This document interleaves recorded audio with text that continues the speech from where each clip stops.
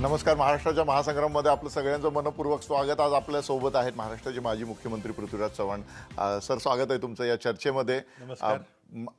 सगळीकडे राजकीय वातावरण तापत चाललेलं आहे आणि या सगळ्या राजकीय वातावरणामध्ये प्रत्येक राजकीय पक्ष, सत्ताधारी शिवसेना, भाजप आणि विरोधी पक्षात बसणारे दोन्ही काँग्रेस यांच्यासह इतर जे छोटे पक्ष आहेत, हे प्रत्येक पक्ष आपापली भूमिका लोकांसमोर मांडताना दिसतात. पण 15 वर्ष याआधी महाराष्ट्रामध्ये ज्या काँग्रेस आणि राष्ट्रवादी पक्षाने राज्य केलं, अक्षरशः राज्य केलं, त्या पक्षाच्या प्रचारामध्ये मात्र त्या 15 वर्षामध्ये जे काही मोठे निर्णय घेतलेले होते, ज्या काही चांगल्या योजना राबवलेल्या होत्या, या संदर्भात मात्र फार काही बोललं जाताना दिसत नाही. म्हणजे महत्त्वाचे नेते बोलतात, तुम्ही बोलतात, परंतु पक्षाच्या प्रचार यंत्रणेच्या माध्यमातून ते दिसत नाही. याचं काय कारण आहे? दोन गोष्टी आहेत.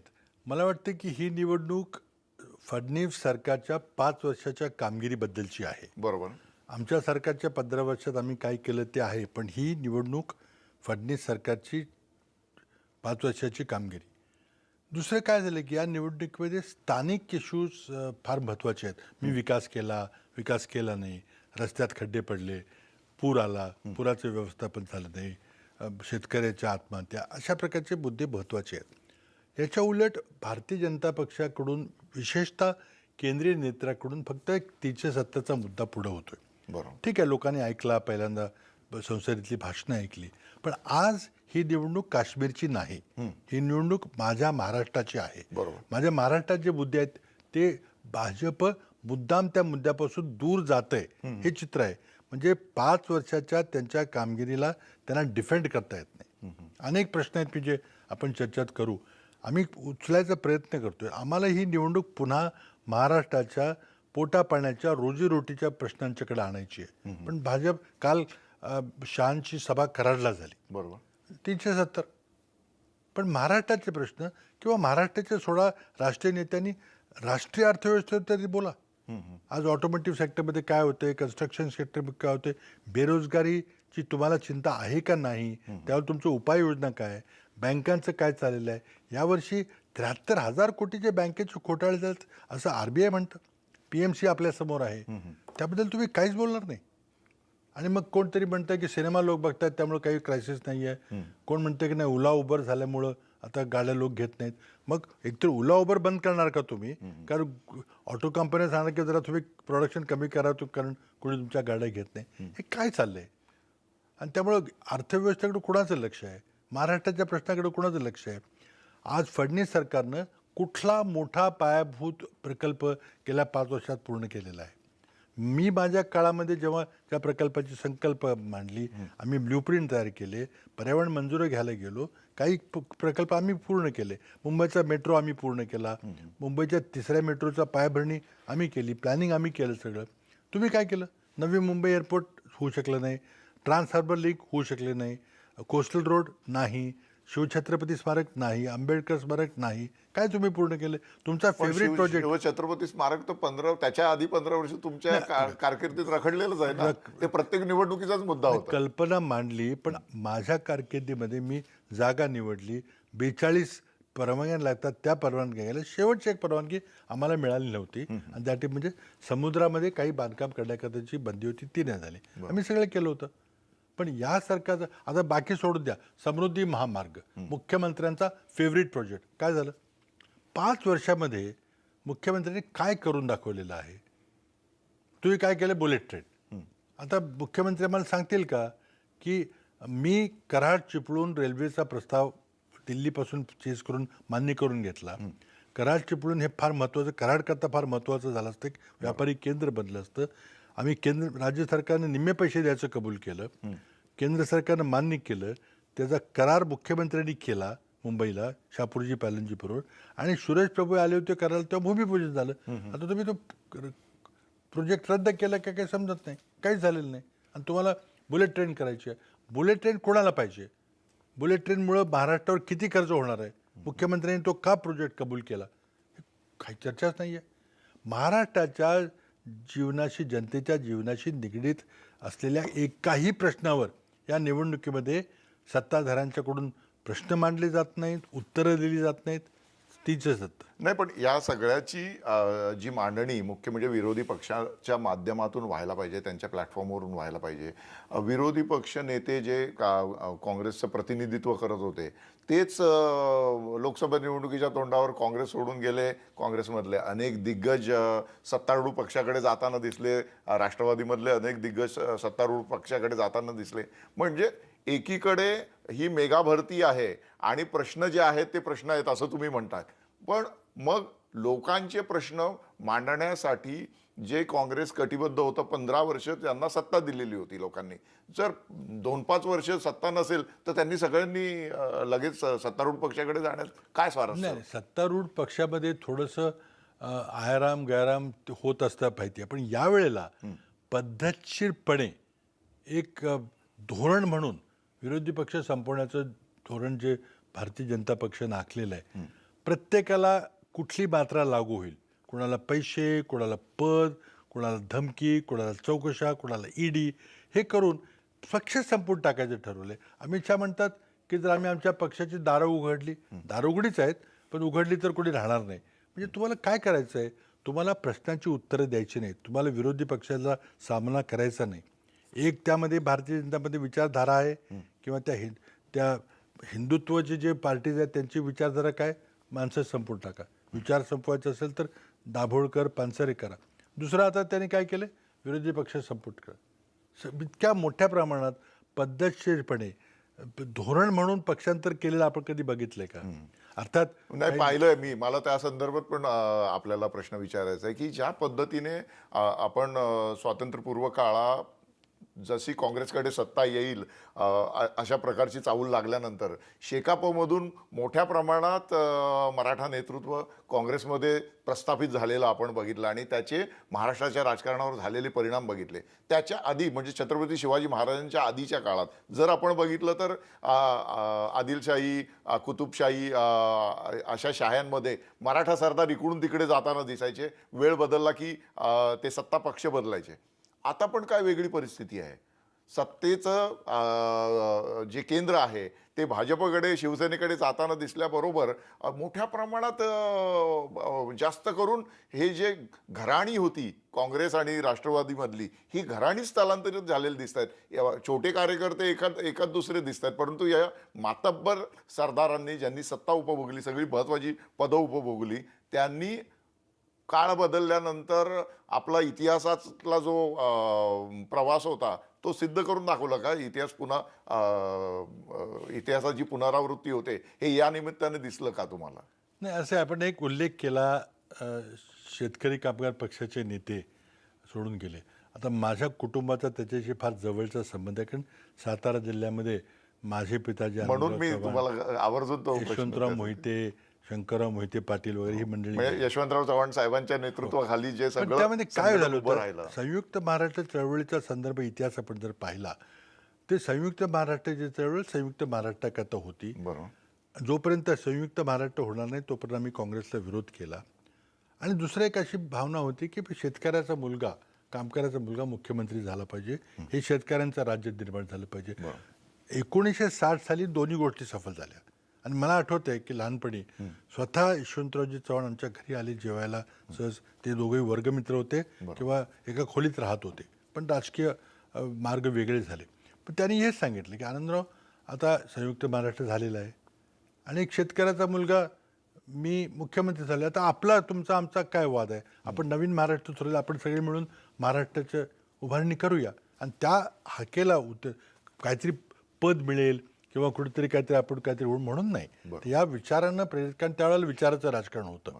आता अगदी मुघलाईचं उदाहरण आपण दिलं, ठीक आहे, सत्तेच्या मागं काही पडतात, पण या वेळेला हात पिरगळायचा, तुम्हाला धमक्या द्यायच्या, पदं द्यायची, काही प्रचंड मोठ्या रकमा द्यायच्या, भाजपकडं भरपूर पैसा आहे आणि त्यातून हे पक्षांतर जबरदस्ती घडून आणायचं आपोआप झालेलं नाही आहे. काही लोक आपण तिथं गेल्यानंतर आपली निवडणूक सोपी होईल, तिथं निवडणुकीचा खर्च मिळेल, हे घडवून आणलेलं आहे, सहजासहजी झालेलं नाही. थोड्याफार प्रमाणात होतं, पण यावेळेला एक स्टेट पॉलिसी जे काँग्रेसमुक्त जे धोरण होतं अमित शहाचं ते अंमलात आणायचं चाललेलं आहे. नाही, काँग्रेस मुक्त धोरण अंमलात आणण्यासंदर्भात विरोधी पक्ष म्हणून म्हणजे विचारांना विरोध करणारा पक्ष म्हणून भाजपने स्ट्रॅटेजी आखणे आपण समजू शकतो. परंतु काँग्रेस पक्षाचे जे नेते आहेत त्या नेत्यांनी याकडे का दुर्लक्ष करावं किंवा त्याला मदत का करावी? राहुल गांधी ऐन निवडणुकीच्या तोंडावर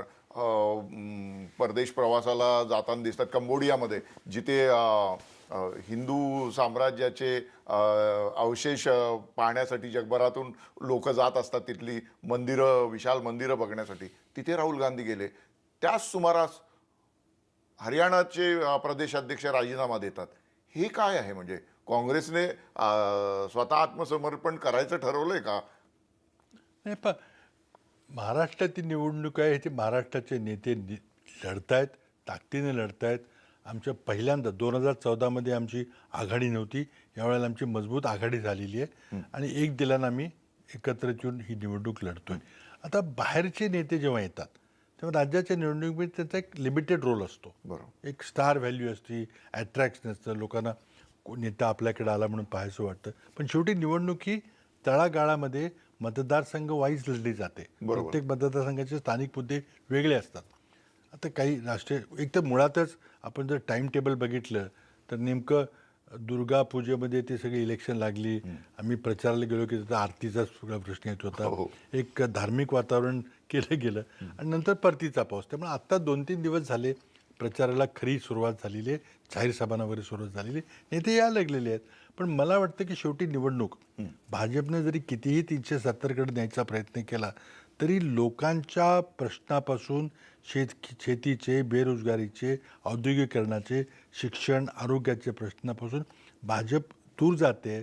त्या प्रश्नाला हात घालत नाही, उत्तरं देत नाही, हे लोकांना तर स्पष्ट व्हायला लागलेलं आहे. निश्चितच या विषयावर आपण अधिक बोलणार आहोत. पृथ्वीराज चव्हाण आपल्याशी अत्यंत सखोल चर्चा करतायत ते सध्याच्या राजकारणावर आणि राजकारणातील झालेल्या बदलांवर. त्यांच्याबरोबरची ही चर्चा अशी सुरू राहील. पुन्हा एकदा भेटूया छोट्याशा मध्यंतरानंतर. माजी मुख्यमंत्री पृथ्वीराजजी चव्हाण, आपण दोन निवडणुकांमधला फरक जेव्हा पाहतो, लोकसभा निवडणुका असतात तेव्हा राष्ट्रीय प्रश्न, राष्ट्रीय विषय, राष्ट्रवाद मोठ्या प्रमाणात चर्चेला असतो आणि विधानसभा निवडणुकांमध्ये स्थानिक विषय, स्थानिक समस्या, स्थानिक प्रश्न यावर जास्त बोललं जातं.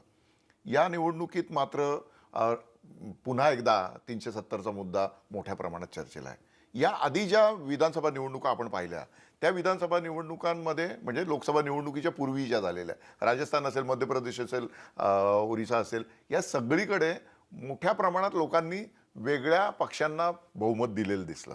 काँग्रेसला बऱ्यापैकी आशा वाटावी असं स्थान मिळालेलं होतं. आता या सगळ्या पार्श्वभूमीवर महाराष्ट्रात मात्र तसं चित्र दिसत नाही. महाराष्ट्रात मात्र पुन्हा एकदा भारतीय जनता पक्षाचा वारू वेगाने दौडताना दिसतो आणि विरोधी पक्ष तितक्या ताकदीने समोर उभे राहिले नाहीत असं चित्र दिसतं. सातत्याने तसं बोललं सुद्धा जातं. तुम्ही काय सांगाल यावर? नाही, मला वाटतं आत्ताच काय निर्णय लागेल असं ठरवणं योग्य नाही. एक गोष्ट निश्चित आहे की लोकांनी देशाच्या प्रश्नाबद्दल निर्णय घेताना नरेंद्र मोदीला आणि भारतीय जनता पक्षाला मतदान केलं. पण ज्या राज्यांचा आपण उल्लेख केला, राजस्थान, मध्य प्रदेश, छत्तीसगड किंवा गुजरातची निवडणूक असेल, ओरिसाची असेल, आंध्राची असेल, एक ट्रेंड दिसला की राज्याचे प्रश्न सोडवायला भाजप अपयशी ठरलेला आहे. राजस्थान, मध्य प्रदेश आणि छत्तीसगड तर दारुण पराभव सत्ताधारी पक्षाचा झाला आणि ही सत्ता काँग्रेसला दिली. गुजरातमध्ये सुद्धा मुसंडी जवळजवळ ते आम्ही जिंकायच्या पातळीवर होतो. ओरिसा आणि आंध्रामध्ये देखील लोकांनी वेगळं वेगळं मतदान केलं एका दिवशी. तसंच मला वाटतं की महाराष्ट्रामध्ये देखील 5 वर्षाच्या कार्यकालामध्ये जर सरकार प्रभावीपणे मांडू शकलं नाही की आम्ही काय मिळवलं आणि आमच्या प्रश्नाची उत्तरं देऊ शकले नाहीत, तर पुन्हा एकदा काँग्रेस आणि राष्ट्रवादी काँग्रेससारखे पक्ष हे आपले प्रश्न सोडवू शकतात. जे आंध्र प्रदेश, जे मध्य प्रदेश, राजस्थान, छत्तीसगड झालं तसं महाराष्ट्रात होईल असं मला वाटते. आज काय दिसतं आपल्याला की अगदी स्पष्टपणे भाजप सरकार राज्याच्या प्रश्नाकडं गेल्या 5 वर्षात राज्याची कामगिरी की आम्ही ज्याला म्हणतो अपयश आहे बरोबर. त्याबद्दल कुठे बोलायला तयार नाही. राज्याचे नेते किंवा देशाचे नेते 370 काश्मीरमध्ये आपण काहीतरी मुलूक जिंकून आलो अशा प्रकारे त्यांचं वक्तव्य चाललंय. त्यावरही चर्चा करायला काही हरकत नाही, कारण इतिहास कोणी बघायला तयार नाही आणि सोयीस्करपणे इतिहास विसरून त्यावेळेला काय काय घडलं. आणि उदाहरणार्थ जर नेहरू नसते तर कदाचित काश्मीरचं भारतामध्ये विलिनीकरण देखील झालं नसतं. हे मुद्दे आपण करता येतील. पण ही निवडणूक काश्मीरची आहे का? ही निवडणूक महाराष्ट्राची आहे. बरोबर. आज महाराष्ट्रामध्ये पुराची परिस्थिती सांगली कोल्हापूरला उद्भवली, सातारला उद्भवली. सरकार कुठेही दिसलं नाही, पालकमंत्री कुठेही दिसले नाहीत.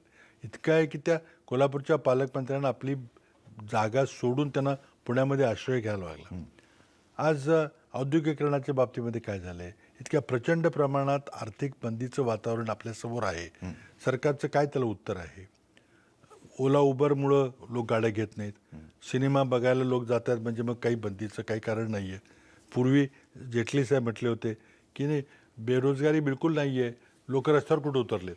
म्हणजे हे जर मापदंड असले अर्थव्यवस्था मोजायचे, आज प्रत्येक आंतरराष्ट्रीय मानकाप्रमाणे भारताची अर्थव्यवस्था घसरते आहे. कालच आंतरराष्ट्रीय नाणेनिधीच्या अध्यक्षांचं मत आहे की देशातच एकंदरीत मंदीचं वातावरण दिसतंय, पण त्यांनी फक्त एका देशाचं नाव घेतलं. त्या म्हटल्या पण मला भारताची विशेष चिंता वाटते. आज सगळ्या जगात लोकांना भारताच्या अर्थव्यवस्थेची चिंता वाटते, पण आपल्या नेत्यांना वाटत नाही. आज पंतप्रधान हे जवळजवळ परराष्ट्र मंत्र्यासारखं वागतायत. त्यांना फक्त ते काम नेमून दिले असं एक चित्र दिसतंय. आणि Amit Shah ED, CBI, income tax वगैरे ह्या यंत्रणा हाताळताना दिसत आहेत. आता अर्थव्यवस्था कोण बघतंय?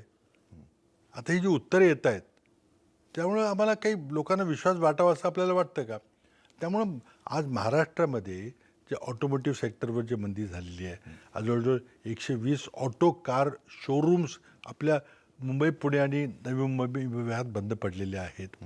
आज नव्या 64,000 इंजिनिअरिंग कॉलेजच्या जागा रिक्त आहेत, कारण कोणी इंजिनिअरिंग प्रवेश घ्यायला तयार नाही. प्रवेश घ्यायला तयार नाहीत कोणी. तर ह्या चिंतेचे विषय नाहीत का? त्याबद्दल तुमची काय उपाययोजना आहे? आम्ही गेली 5 वर्ष थकलो महाराष्ट्राच्या मुख्यमंत्र्यांना विचारून. तुम्ही मेक इन महाराष्ट्र म्हटला, तुम्ही मॅग्नेटिक महाराष्ट्र म्हटला, 30 लाख 37 लाख 60 लाख नोकऱ्या मिळणार सांगितलं. आम्हाला सांगा, पुन्हा मुख्यमंत्री म्हणतात की आमच्या राज्यामध्ये सर्वात जास्त FDI म्हणजे परकीय गुंतवणूक होते. अरे परकीय गुंतवणूक काय आभाळात होते का? ती कुठल्या जिल्ह्यात आली, कुठल्या जिल्ह्यात किती नवे प्रकल्प, औद्योगिक प्रकल्प सुरू झाले, कुठल्या कंपनीनं काय वस्तू करणार आहे, किती गुंतवणूक, किती रोजगार, हे तुम्ही माहिती आम्हाला का देत नाही? देत नाहीचं कारण तिथं काही झालेलंच नाही आहे. मुख्यमंत्र्यांनी महाराष्ट्रामध्ये कुठला नवा केंद्रीय सार्वजनिक उद्योग आणला आहे? कारण मागासल्या भागामध्ये एक केंद्रीय उद्योग आला तर काहीतरी होतं. मी मुख्यमंत्री असताना मी 2 प्रकल्प भूमिपूजन केलं. भारत डायनॅमिक्स अमरावती आणि BHEL भंडारा. काय झालं त्या प्रकल्पांचं? तुम्हाला बुलेट ट्रेनची प्रायोरिटी वाटते? आज महाराष्ट्राचे मुख्यमंत्री राज्याच्या जनतेला सांगतील का की बुलेट ट्रेन का महत्त्वाची आहे? आणि बुलेट ट्रेन जी 1,20,000 कोटीचा प्रकल्प आहे, त्यापैकी महाराष्ट्राच्या डोक्यावर किती कर्ज तुम्ही घेतलेलं आहे? तुम्ही मोदींना नाही का म्हणू शकला नाही? आज समृद्धी महामार्ग तुम्ही कुठला प्रकल्प मुख्यमंत्र्यांनी पूर्ण केला आहे? एकही प्रकल्प पूर्ण झालेला नाही. आम्ही संकल्पना केलेले, आम्ही पाया घातलेले प्रकल्प किंवा आम्ही आरेखन केलेले, डिझाईन केलेले प्रकल्प, प्रस्तावित केलेले प्रकल्प एकही तुम्हाला पूर्ण करता आलेलं नाही. नवी मुंबई एअरपोर्ट घ्या, कोस्टल रोड घ्या, ट्रान्स हार्बर लिंक घ्या, तुमचा फेवरेट समृद्धी महामार्ग घ्या, काय होत नाही? पण हे सरकारचं अपयश जर असेल तर ते तशा पद्धतीने आक्रमकपणे मांडताना विरोधी पक्ष दिसत नाही. राष्ट्रवादीकडून शरद पवार यांचा झंझावती दौरा सुरू आहे. त्या व्यतिरिक्त काँग्रेस पक्षामधून राज्यव्यापी अशा पद्धतीने काही झंझावती प्रचार दौरे चालू आहेत. अधिक प्रमाणात लोकांपर्यंत पोहोचण्याचे प्रयत्न चालू आहेत. तशा पद्धतीची मांडणी केली जाते, हे दिसत नाही. हे निरुत्साहाचं वातावरण कशामुळे आहे? की बरेच लोक सोडून गेल्यामुळे काँग्रेस पक्षाला अशा प्रकारची कळा लाभलेली आहे, की आर्थिक नियोजन नसल्यामुळे हा सगळा गोंधळ झाला? नाही, मला वाटतं की निवडणूक बदललेली आहे. आमच्या पक्षातलं आपण जर पाहिलं तर बहुतेक सर्व ज्येष्ठ नेते स्वतः निवडणुका लढत आहेत. ते आपापल्या मतदारसंघात गुंतलेले आहेत. पवारसाहेब निवडणूक लढत नाहीत, ते मोकळे आहेत, ते फिरत आहेत, चांगली गोष्ट आहे. पण आज बहुतेक नेते पण गुंतलेले आहेत की गुंतवलेले आहेत? नाही गुंतले म्हणजे ते आता आमचे लोक नाही असं आहे की आपल्या मतदारसंघामध्ये निवडणूक लढताना तुमचे मतदारसंघातले जे जवळचे साथीदार होते ते सुद्धा निवडणुकीच्या तोंडावर दुसरीकडे गेले. अनेक म्हणजे बरोबर काँग्रेसच्या आहे. नेत्यांचं आपोआप गेले नाहीत. त्यांना फोडण्याकरता त्यांना पक्षांतर घडवण्याकरता जे प्रयत्न चाललेले आहेत हे पॉलिसीचा पार्ट म्हणून भाजप करते. काँग्रेस मुक्तची जी घोषणा अमित शहानी केली होती आता तो ते शब्द वापरत नाहीत पण ते कृतीमध्ये तेच चाललेलं आहे. एकेकाला त्याला काय मात्रा लागू पडेल, यांना कसं फोडायचं, यांना कसं आपल्या पक्षात आणायचं, कुणाला तिकिटाचा आमिष, कुणाला तिकिटाचा खर्च द्यायचा, कुणाला रोख काही करायचं झालं आणि नंतर काही जणांना ईडीची भीती, CBIची भीती, हे सगळं पद्धतशीरपणे एक पार्ट ऑफ अ प्लॅन चाललेला आहे. आमच्याकडे सत्ता होती, आम्ही असं कधी दुरुपयोग केलं नाही. काही पक्षांतर होतं पण इतक्या मोठ्या प्रमाणावर. पण आता खरा प्रश्न या निवडणुकीमध्ये आहे की नेते गेलेत पण कार्यकर्ते आणि मतदार केलेत का? मला नम्रपणे सांगायचं की तसं झालेलं नाही. आपल्याला निवडणूक ते चित्र दिसेल. पण एक मेसेज क्लिअर आहे की भारतीय जनता पक्ष ही निवडणूक महाराष्ट्रातल्या जनतेच्या रोजीरोटीच्या पोटापाण्याच्या प्रश्नावर लढत नाही. आमचे असलेले प्रश्नाची उत्तरं देत नाही. मग ते आम्ही आमच्या मतदारसंघातून ते प्रश्न विचारू किंवा मुंबईतून विचारू. प्रश्न आम्ही विचारतोय पण तुम्ही त्या सोयीस्करपणे त्याला दुर्लक्षित करताय. निश्चितच अशोकराव तुम्ही आता ज्या पद्धतीने अशोक चव्हाण तिकडून प्रश्न विचारतायत आणि तुम्ही माजी मुख्यमंत्री म्हणून इथे प्रश्न उपस्थित केलेले आहेत. पण काँग्रेसचा हा जो एक वेगळा अवतार लोक बघतायत, शांत आणि बऱ्यापैकी थंड झालेला, हा अवतार बदलून रुद्रावतार कधी धारण करताना दिसेल का काँग्रेस? मला वाटतं आपण हे राजकारण बदललेलं आहे ते मान्य केलं पाहिजे. आज मीडियाचा इतका मोठा प्रभाव आहे, प्रिंट मीडियाचा कमी होताना दिसतोय पण चॅनल्सचा प्रभाव इतका आहे. आज सोशल मीडियाचा इतका प्रचंड प्रभाव आहे. मोठ्या सभांना गर्दी करण्याकरता माणसं आणावी लागतात, उत्स्फूर्तपणे कोणी येत नाही. मोदींच्या एका सभेचा 4-4 कोटी रुपये खर्च आहे. माणसं तिथं भत्ता देऊन आणली जातात आणि ते फक्त एक टेलिव्हिजन स्पेक्टिकल होतं. त्यातून कुणाचं मतपरिवर्तन होतं कारण ते सगळे आपलेच लोक तिथे बसवलेले असतात. आता टेलिव्हिजनवर कुणी जर पूर्ण भाषण ऐकलं, लाईव्ह ब्रॉडकास्ट ऐकलं तर मग काहीतरी परिवर्तनाचा प्रश्न उद्भवतो. नाहीतर हे फक्त टेलिव्हिजन स्पेक्टिकल झाले. बरेच लोक आता आम्हाला मोठ्या सभा नकोत, आम्हाला आमच्या स्थानिक पातळीवर जाऊ द्या, आम्हाला डोर टू डोअर कॉन्टॅक्ट करू द्या, आम्हाला गल्ली गल्लीमध्ये फिरू द्या, ह्याला जास्त महत्त्व आहे. आणि आता मी किती जणांना विचारलं, मोठ्या सभा आम्हाला नको आहेत अशा प्रकारचं मत होईल. आता मोदी येत आहेत, त्यांना कोणी थांबवणार, किंवा अमित शहा येत आहेत ते आपल्यापणे येत आहेत. पण मला वाटतं महाराष्ट्रामध्ये मुख्यमंत्री आहेत ते फिरत आहेत, त्यांचा मतदारसंघ त्यांनी ते जिंकतील अशी परिस्थिती लोक म्हणतात की जिथेही टफ फाईट आहे पण ते करत आहेत. पण बाकी कोण फिरते? भाजपचं तरी कोण फिरते? स्थानिक नेते जे आहेत ते आपापल्या मध्यात सगळ्यात गुंतलेत का नाही? आणि त्यामुळे मला वाटतं ही निवडणुकीचं स्वरूपच बदललेलं आहे. एक राष्ट्रीय पातळीचा मुद्दा किंवा राज्य पातळीचा मुद्दा हा चर्चेला आलेला नाही. दिल्लीची निवडणूक कांद्याच्या प्रश्नावर एकदा हारली गेली. त्या राज्यामध्ये एकच प्रश्न झाला, कांद्याच्या किमती. असा नेता राज्यात झालेला नाही. आम्ही आपल्याला सारखं मी म्हणतोय की बेरोजगारी, शेतकऱ्याच्या आत्महत्या, नवीन उद्योग, हे जे प्रश्न आहेत, राज्याचं वाढतं कर्ज, न पूर्ण झालेले प्रकल्प, ह्याची चर्चा आहे. आम्ही करतोय पण ती आपापल्या मतदारसंघातून करतोय कारण आम्ही पहिल्यांदा आमचे मतदारसंघ आम्हाला जिंकायचे. आत्ताच दुखती कुठेतरी निवडणूक खरं म्हणजे सुरू झालेली आहे आणि तोपर्यंत संपणार पण आहे. दुर्गापूजामध्ये सगळा वेळ गेला, परतीच्या पावसामध्ये बैठका कॅन्सल झाल्या. निश्चितच आता खऱ्या अर्थाने निवडणुकीचं वातावरण तापायला लागलेलं आहे. आपण आलात आणि आपलं मत इथे प्रदर्शित केलं त्यासाठी मनपूर्वक धन्यवाद. धन्यवाद.